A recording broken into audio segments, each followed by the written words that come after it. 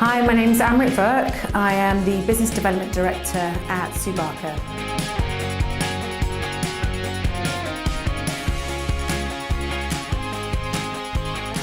I think for advertisers in the UK, it really is a challenging landscape at the moment. We're almost spoilt for choice by media platforms. So you've got online, mobile, outdoor, indoor, newspapers, all of that kind of thing. And these landscapes, all of them are changing at a very rapid pace at any given time. So what you spend in newspaper one year, you won't necessarily spend the next year, which for media planners, ad agencies and also the brand owners themselves, it's really challenging to figure out, one, what they're spending and where they're going to spend it.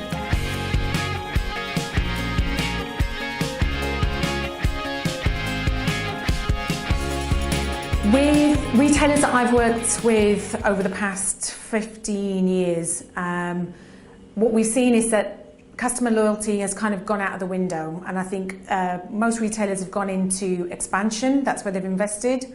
They've invested in branding in terms of in-store, the quality of the actual store itself, product selection. They put a lot of money into price. However, that's left quite a cold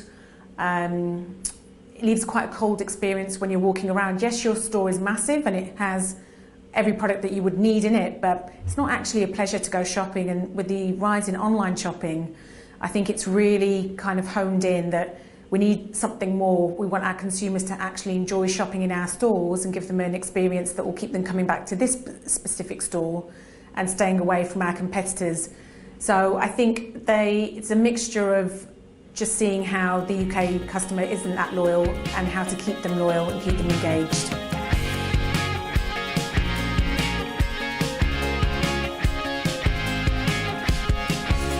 I think from what I've seen at the moment, they're not using it at all in any part of their media planning or brand strategy.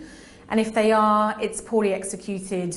An example of that would be online, where you're constantly interrupted as you're trying to view something. It could be also, the videos that you're forced to watch when you're looking to, watch a YouTube channel. So it's a lot of stopping and starting, and it's not really interactive in any kind of real way. The interactive element is that you're looking for the X to click off, to go off it, because now you're irritated. Those kind of interactive brand experiences they're not being used. Again, I think I've alluded to the events that you can do in store. For example, Uber is a great example. They held a pool party in Shoreditch earlier in the week. Again, you can't roll these things out, and not everyone else is going to be able to experience that kind of interactive messaging where you get that engagement from your consumer. I would say that I did see a great example recently where there's a really beautiful hotel in Dubai called the Atlantis Palm, and they wanted to give away a four-person whole week's holiday at the resort. Now, they could have simply just sent a mail out to their list and said, we've got this competition running, enter, click through to this, this and this and this. That's not what they did. They gamified the actual competition. So you had to travel through the actual hotel, which they built in a microsite, answer all the questions, which you would only know once you've done a little bit of research about the hotel. And this experience went on for 25 minutes. It was incredibly well thought out, really, really fun to play. And then, of course, they've got the desired effect of having, I think, maybe 176,000 entries, which is unheard of for a competition.